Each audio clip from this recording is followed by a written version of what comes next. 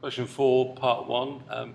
You're given a few masses of different elements. You have to work out the empirical formula. Empirical means simplest ratio. So here, compound Z, 0.96 grams of carbon, 0.16 grams of hydrogen, and 2.84 grams of chlorine.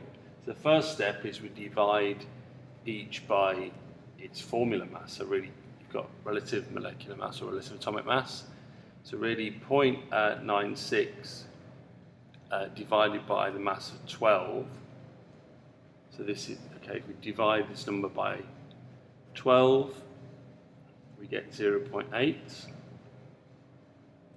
So for hydrogen, you're just dividing it by 1. So honestly, anything divided by 1 remains the same, so 0.16. And for chlorine, you're dividing by 35.5, so 2.84. Okay, and that's divided by 35.5.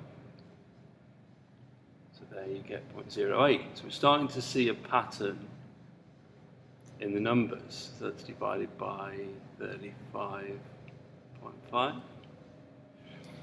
So you've got your patterning of numbers here. Now if you're in any doubt, another step, the second step you can do is divide all by the smallest. Okay, or you can just look at the numbers here and you can just see if you move them up decimal places, that's like 8, 16, 8. So it's really, the ratio here is 1 to 1. So that means the empirical formula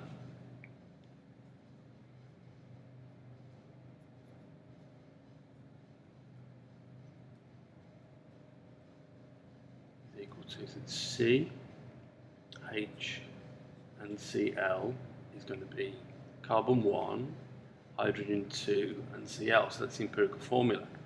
Now, the second part of the question here is asking you, the relative formula mass is 99. So formula mass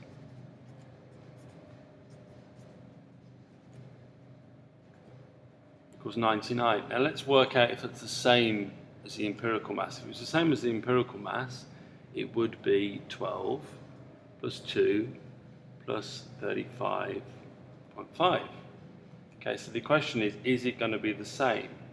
So to that, if we just basically add that up, whether whatever you do, you're doing in your head or whatever, or using the calculator, then you actually come out with 49.5.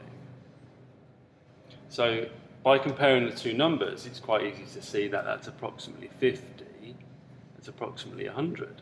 So the actual mass, the molecular formula is Z, because that is twice the empirical formula. It would have to be simply double everything. So here, simply double everything is going to be C2H4Cl2. And that's the answer, the molecular formula, which is not the simplest ratio, it's the actual number of atoms in the compound and so on.